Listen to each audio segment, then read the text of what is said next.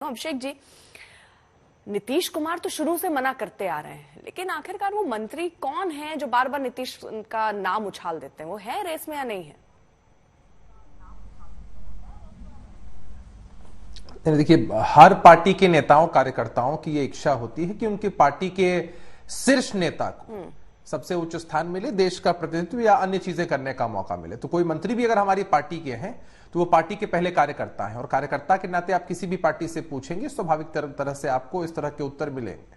लेकिन नीतीश कुमार जी ने कई मौकों पर साफ किया है कि नीतीश कुमार जी सूत्रधार हैं, उम्मीदवार नहीं है। उनकी कोई व्यक्तिगत महत्वाकांक्षा नहीं है। पहले लोग पीएम पद का उम्मीदवार चलाते थे, जब ये बातें खत्म हो गई तो कहने लग गए कि भाई कन्वेनर बनने वाले हैं, बनेंगे कि नहीं बनेंगे, इस तरह की स्क्रिप्टेड स्टोरीज चलने लगी।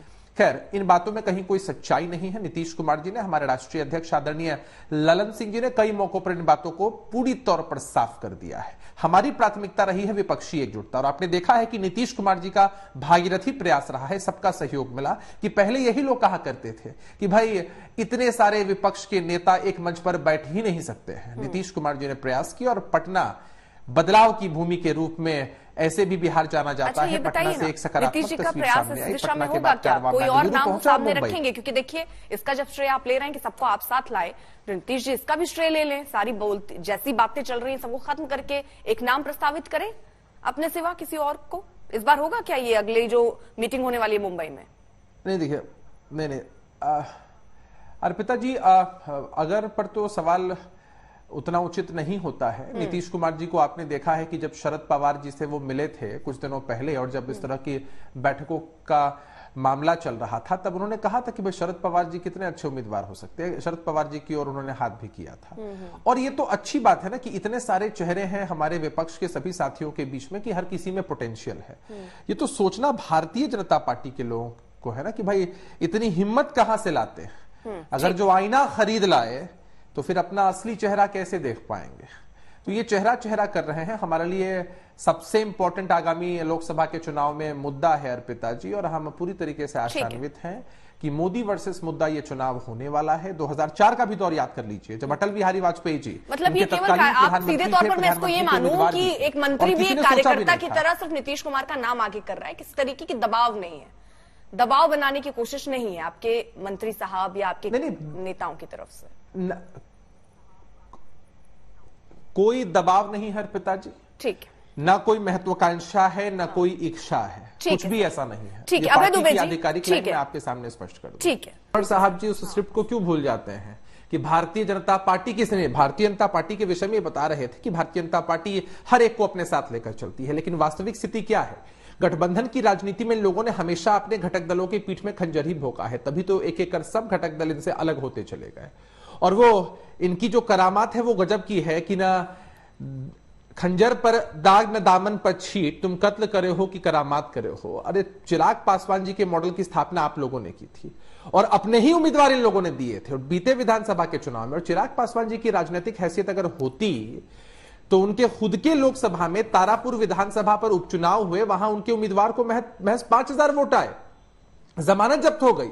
तो ये लोग मुगालते में हैं कि 0-0 को जोड़ लेंगे तो 100 बन जाएगा। शून्य के बगल में अगर शून्य लगता है ना तो वो शून्य ही होता है, एक नहीं बन जाता है। तो चिराग पासवान जी के मॉडल की स्थापना भारतीय जनता पार्टी ने की, पूरे देश ने इसको देखा है, और वो संस्कृति देखी है कि कैसे घटक दलों के साथ रहकर उनको कमजोर करना है, अन्य दलों में अपने एजेंटों को प्लांट करना है, और कोशिश करनी है कि कैसे घटक दलों को ही कमजोर किया जाए। अभिषेक जी, जी, वाजपेयी जी महिमा मंडन में लगे हैं, एनडीए के कुनबे की और प्रधानमंत्री जी की, बीजेपी के। वाजपेयी जी से हमें एक छोटा सवाल है हमारा, क्या वाजपेयी जी वो तस्वीर भूल चुके हैं जब स्वर्गीय रामविलास पासवान जी की तस्वीर हो, बाबा साहब भीमराव अम्बेडकर की तस्वीर हो, 12 जनपथ बंगले के बाहर फेंक दी गई थी? क्या सुलूक किया गया था चिराग पासवान जी और उनके परिवार के साथ केंद्र की सरकार के द्वारा, जब जबरन बंगला खाली कराया गया था? और वो मंजर भूल गए जब आपका पॉलिटिकल मिसयूज किया गया आपके चाचा को केंद्र में मंत्री बना दिया गया और आपको बाहर जाना पड़ा। क्या बात है, बताइए ना वाजपेयी जी, आप हनुमान हैं?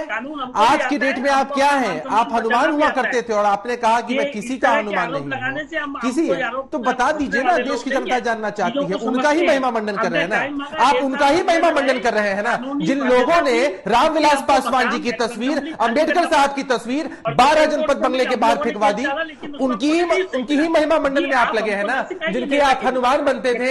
और जिन लोगों ने आपकी पार्टी का पॉलिटिकल मिसयूज किया, कौन फेंकेगा? अपने कैंडिडेट्स को आपके सिंबल पर लड़ाया और विश्वासघात किया, उनका ही महिमा मंडन कर रहे हैं ना। चिंता मत करिए, ये चाचा भतीजे को लड़वाने वाले भी यही लोग हैं।